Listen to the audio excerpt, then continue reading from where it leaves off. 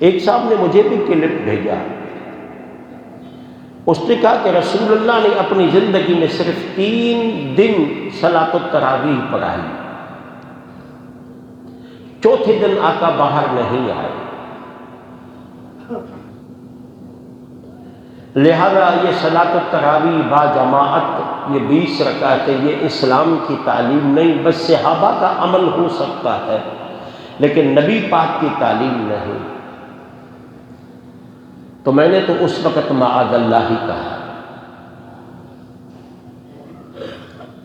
آپ پوچھئے میں نے اس صاحب کی اس کلپ پہ معاذ اللہ کیوں کہا، جو نبی کے صحابہ کا عمل بھی کہتا ہے اور کہتا ہے یہ اسلام میں اضافہ ہے۔ گویا کہ نبی کے صحابہ کا عمل نبی کے مطابق نہ تھا، اس صاحب کا 1400 سال کے بعد فیصلہ نبی کے مطابق ہے، اور پھر وہ کسی ایک صحابی کا بھی نہیں، تمام صحابہ کا۔ نبی کی حدیث کو، نبی کے مزاج کو صحابہ زیادہ سمجھتے تھے یا میں؟ جی ایک سوال ہے نا، میری بات کو آپ لوگ زیادہ سمجھیں گے بجائے اس کے جہاں میں 1 سال میں جا کے خطاب کرتا ہوں۔ آپ سے زیادہ میری مزاج کو وہ لوگ زیادہ سنیں گے جو زیادہ تر میرے ساتھ ہوئے، جن کا اٹھنا بیٹھنا کھانا پینا رسول اللہ کے ساتھ رہا۔ اسی حضرت عمر کو، عثمان کو، علی کو سمجھ میں بات نہیں آئی، اور مجھے 1400 سال کے بعد بات سمجھ میں آئی کہ نہیں، نماز تو 8 رکعت ہے۔ آج میں یہ بتا رہا ہوں کہ نبی کے صحابہ نے بات کیا سمجھی اور اب کیا سمجھائی جا رہی ہے یوٹیوب کے ذریعے۔ آج کہا جا رہا ہے نبی نے چونکہ با جماعت تراویح نہیں پڑھائی، 3 دن کے علاوہ بس 8 ہی پڑھے۔ 3 دن حضور نے پڑھائی تو جماعت ثابت ہو گئی، اب جماعت پڑھے بس 8 پڑھے۔ اب میرا سوال یہ ہے، آگے حدیث کیا ہے؟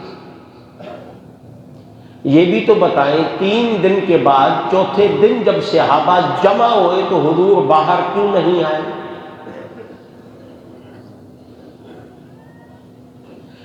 3 دن آئے، چوتھے دن باہر نہ آنے کی کوئی نہ کوئی وجہ رسول اللہ نے تو بتائی ہوگی۔ یا تو معاذ اللہ کہیں کہ 3 دن پہلے آقا نے غلط کیا، انا للہ و انا الیہ راجعون، یہ کوئی مسلمان سوچ بھی نہیں سکتا۔ چوتھے دن نہ آ کے آقا نے غلط کیا، ایک عمل کر کے چھوڑا جائے، 2 میں سے ایک بات تو غلط ہو سکتی ہے۔ چونکہ یہ عمل رسول اللہ کا ہے تو دونوں عمل صحیح ہے۔ حضور دوسرے دن صبح کو باہر نکلے تو صحابہ کو فرمایا مجھے معلوم تھا کہ آپ آئے ہوئے تھے، لیکن میں جان بوجھ کے باہر نہیں آیا۔ آقا کیوں نہیں آیا؟ فرمایا مجھے خوف تھا کہ میں چوتھی رات بھی آ گیا تو اللہ تم پہ یہ نماز تراویح جا با جماعت فرض بنا دے گا۔ کیا اللہ تم پہ یہ فرض بنا دے گا تو تمہاری مشقت، تمہاری تکلیف مجھے برداشت نہیں ہوئی، میں نے اس تراویح کو سنت رہنے دیا تاکہ بے امر مجبوری کوئی نہ پڑھ پائے تو بڑے گناہ سے بچ جائے۔